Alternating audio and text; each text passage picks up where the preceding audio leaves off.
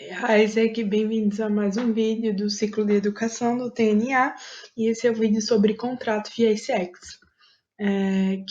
Quem está falando sobre esse vídeo sou eu, Mari, eu sou membro de operações do TNA Sapucaí, sou coach da rede de IGV e coach do Tier 2 de PDE. Eu tenho 22 anos, sou estudante de administração, faço parte da ESEC desde 2015, meu último cargo como membro ativo foi auxiliar aí da ESEC Maceió, então esse é o meu escritório de origem. E aí, falando sobre contratos de ACX, o primeiro ponto que eu queria falar com vocês é sobre formato e nomenclatura. Então, algumas pessoas não sabem que os contratos de ACX eles têm uma nomenclatura específica que é diferente dos documentos cobrados de qualidade dos documentos de Realized. Então, o nome do contrato de ACX ele deve conter o nome do Opportunity Provider, que é a ONG ou a empresa, o nome do projeto, a quantidade de vagas e o nome do documento, seja o contrato ou comprovante de identificação. Então, um ponto importante sobre isso é que todas as vagas presentes no contrato sejam declaradas na planilha, mesmo que elas não tenham sido abertas no Expa. E caso elas não sejam declaradas na semana em que o contrato foi assinado, eles podem ser considerados como não entregues futuramente, caso declarados em outra data. O formato do documento tem que ser PDF, obrigatoriamente, e formatos de imagem eles só são aceitos para comprovante de identificação no caso de contratos. Caso esse comprovante de identificação ele possua mais de uma página, ele já não pode mais estar em formato de imagem e tem que ser reunido em um único arquivo PDF. O próximo ponto é a timeline de contratos. Então, um dos principais pontos que as pessoas erram é a timeline de contratos ou não saber a data certa a qual entregar. Os contratos de ACX, eles são auditados de forma ongoing, e significa que a auditoria é semanalmente e não mensal, diferente dos documentos de qualidade. E os documentos, eles são auditados de sexta a domingo pelo TNA, referente às opens declaradas na quinta-feira da semana anterior até a quinta-feira dessa semana. Então, aí as entidades ela têm até a quinta-feira para UFPar, referente aos resultados da quinta-feira anterior até a quarta-feira dessa semana. As regras gerais de contrato são que ele deve ser redigido integralmente em língua portuguesa, atender às exigências descritas na legislação brasileira, conter as assinaturas das partes contratantes e de, no mínimo, 2 testemunhas ao final. Então, um ponto importante é que, caso o contrato ele não esteja assinado por uma das partes, ele não vai ser considerado como um documento incorreto, ele vai ser considerado como um documento não entregue. Conter a rúbrica em todas as suas páginas, com exceção da última, caso não seja, exceto quando assinado pelo ClickSign, que é a nossa plataforma digital para contratos. Está totalmente preenchido, sem preencher quaisquer campos em brancos. Então, eu vou mostrar o contrato para vocês, mas existem alguns campos que não necessariamente você vai ter uma informação para preencher. Então, o correto é colocar 2 tracinhos para não deixar esse contrato em branco, principalmente quando assinado via ClickSign. Está datado com dia, mês, por extenso e ano, além de conter o local de assinatura, a cidade UF, então é uma coisa que as pessoas esquecem no final do contrato. Está completo, constando todas as páginas e sendo estas legíveis, apresentar numerais por extenso em qualquer das cláusulas que contenham números e ser firmado como uma pessoa jurídica com o CNPJ e não é possível assinar o contrato a ESEC. A primeira parte do contrato a ser preenchida é a qualificação. Então, a qualificação é a parte do contrato onde a gente coloca os dados referentes à ESEC e referente à pessoa jurídica com qual está sendo assinado o contrato, que dá a validade, que identifica que realmente aquelas partes firmaram um acordo entre elas. A ESEC,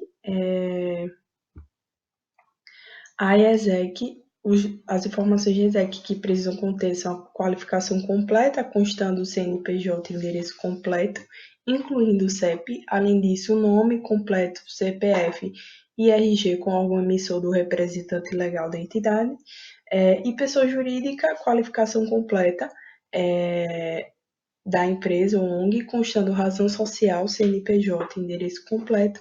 Além disso, nome completo com CPF e RG do representante legal da empresa ou ONG. As testemunhas, a qualificação delas só estão no final do contrato, e aí precisa ter o nome completo legível, o RG com órgão emissor e CPF junto à assinatura. Sobre qualificação de vagas, um contrato de ICX ele pode servir para a abertura de múltiplas oportunidades, desde que isso esteja expresso, especificando o projeto e o número de vagas por projeto, por extenso em seu texto. Então, o próprio modelo de contrato da ESEC no Brasil, ele já oferece essa estrutura para que o escritório ele consiga abrir mais de uma UPE, mais de um projeto com a mesma instituição. Para projetos universitários em que a entidade organiza palestras juntos à comunidade local, pode ser apresentado conjuntamente a cópia em formato PDF do form de oportunidade gerado na plataforma do Expa, onde fique visível o nome do projeto nacional local, e a cópia em PDF do e-mail de aprovação do projeto por parte de um membro do MC. Então, no caso de projetos universitários, eles só poderão ser rodados por um escritório com aprovação do MC, e aí, caso aprovado, há uma dispensa de contrato, caso seja comprovado com as informações que eu acabei de falar. E aí, existe a possibilidade de um contrato ele ser assinado por procuração, que significa que uma das partes, seja a ESEC, ou seja a pessoa jurídica, ONG ou empresa, que esteja assinando, talvez o representante legal ele esteja ausente, e aí outra pessoa poderá representar essa pessoa assinando por procuração, que dê poderes para essa pessoa assinar. E essa procuração ela precisa ter, primeiramente, a qualificação completa do outorgante, incluindo o nome completo, o RG, com órgão emissor, CPF, endereço completo. Caso o outorgante represente a pessoa jurídica, é necessário qualificá-la com razão social, CNPJ, endereço completo. Qualificação completa do outorgado, ou seja, a pessoa que vai assinar em nome do representante legal. Contendo nome completo, RG, com órgão emissor, CPF, endereço completo, período de vigência da procuração, que abrange a data de assinatura do contrato em questão, poderes conferidos, então mencionar na procuração que aquela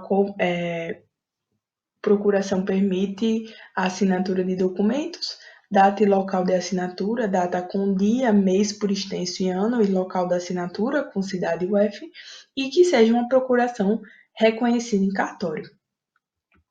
E aí tem um documento que acompanha o contrato, que é o comprovante de assinatura. E aí, para que serve esse documento, né? Ele serve para você comprovar os dados que qualificam as partes e as suas respectivas assinaturas em documentos físicos. No caso de documento em ClickSign, a gente usa o comprovante de assinatura para confirmar se aquele RG daquela pessoa, se aquele CPF daquela pessoa, se o nome completo daquela pessoa daquela forma. E ele serve ainda mais para documentos físicos para comprovar se aquela assinatura daquele contrato corresponde realmente à pessoa que está qualificada nela, no contrato. E aí existem algumas regras para comprovante de assinatura. O primeiro aqui, documentos oficiais que precisam ser documentos oficiais que possuam o nome completo, o número do RG e CPF e a assinatura da pessoa. Então, por isso, passaporte não pode ser considerado um comprovante válido, pois não possui RG e CPF. Caso o comprovante de identificação não tenha o número do CPF, entrar na consulta do CPF da Receita Federal e pegar a comprovação desse CPF. E para contratos de AGT e AGV, o contrato social registrado na junta comercial é considerado um comprovante de identificação válida. Apresentação do comprovante de assinatura. Não é necessária a apresentação de comprovantes de identificação das testemunhas e, caso o documento a ser assinado e apresentado em auditoria seja de um estrangeiro, o comprovante de identificação a ser entregue é o RNE e o órgão emissor a ser colocado é CGPI, Direx ou DPF. E aí, o terceiro ponto é o ClickSign. Então, hoje a gente sabe que o documento, o contrato de ICX, ele pode ser assinado via essa plataforma online e existem algumas regras referentes a ela. Primeiro ponto é que todos os documentos assinados digitalmente, eles devem estar no cofre da entidade compartilhado com o TNA e é obrigatório que as regras timelines de auditoria sejam obedecidas também no ClickSign. Todos os documentos assinados via ClickSign devem ser upados na Dropbox com as assinaturas digitais e os documentos no ClickSign devem seguir o mesmo padrão de nomenclatura apresentado nas súmulas que eu mencionei no início do vídeo. E aí, todos os documentos eles devem ser alocados na pasta da operação correspondente. Então, se você está abrindo o de GT, você coloca na pasta de GT do seu escritório. Se for de GE, na pasta de EGIV do seu escritório. Se for do GV, na pasta de EGIV do seu escritório. Todos os campos do contrato, incluindo o local de assinatura, data de identificação das testemunhas, devem ser preenchidos e, se não estiver assinado por uma das partes, o documento será considerado não entregue e terá a DDL de 1 semana para ser entregue, como eu mencionei no início.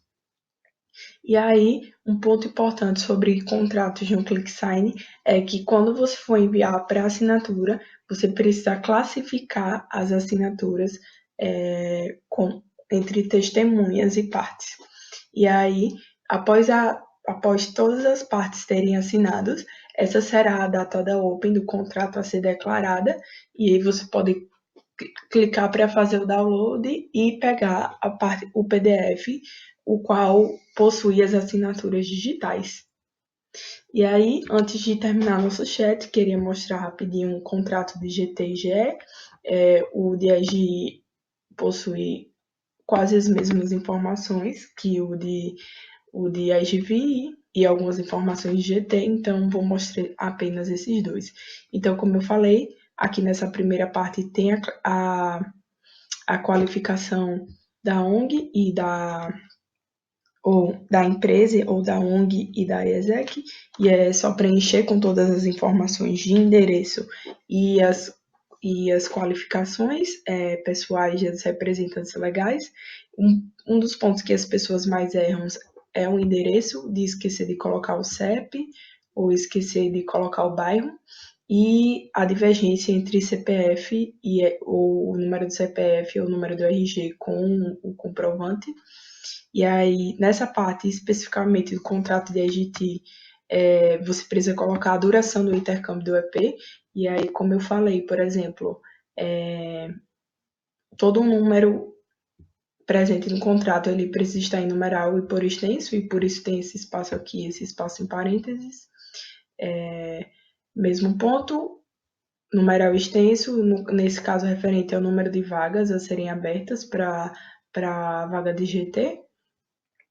O contrato de GT possui aqui informações sobre a quantia da manutenção a ser paga pela empresa para a IESEC e referente ao valor da bolsa recebido pelo intercambista, então é uma coisa bem intuitiva, não tem muito o que errar. E aqui tem o foro e a comarca, que no caso significa que caso a IESEC e a empresa elas precisem futuramente entrar em alguma questão judicial, o contrato rege que vai ser feito na comarca dessa cidade específica. E aí nós colocamos normalmente a cidade e o estado da empresa ou da IESEC. Não pode ser diferente disso. A data com nome da cidade, estado, data de assinatura, mês e ano. Não precisa colocar a qualificação da IESEC e da empresa nessa parte final da assinatura, porém, se colocar, vão ser cobradas todas as informações, como nome completo, CNPJ, número dos representantes e idade do representante legal. Então, por isso é melhor deixar somente entre contratado e contratante. e os dados das testemunhas, que é onde possui a qualificação delas, e não esquecer de colocar o órgão emissor do RG.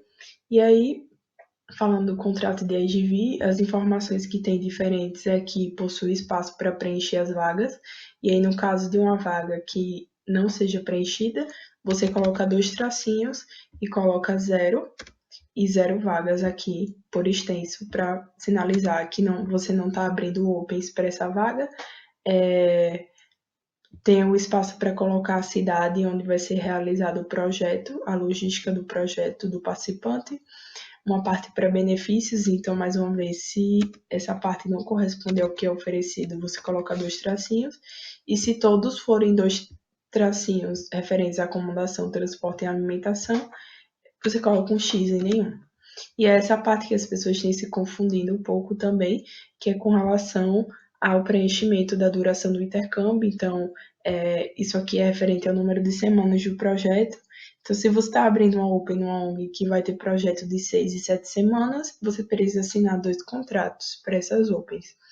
E aí, esse período corresponde ao período total onde essas vagas vão ser realizadas. Então, se você vai abrir 5 Opens para realizar em 6 meses diferentes, você não precisa assinar um contrato para cada. Você coloca primeiro a primeira data de realização até a última data de finish. E aí classifica aqui no final da cláusula quantos intercambistas a ONG ela vai poder receber por vez. E aí, do final do contrato, são as mesmas informações do contrato de AGT, o foro e a comarca. Então, o nome da cidade e o estado da ONG ou da ESEC, as informações de data e as qualificações já das partes e das testemunhas. E aí, no mais é isso. Então, caso tenha alguma dúvida, podem entrar em contato comigo no meu e-mail, no meu WhatsApp, ou fazer qualquer pergunta no Instagram do TNA e no Facebook do TNA Brasil, beleza? E é isso, beijinhos.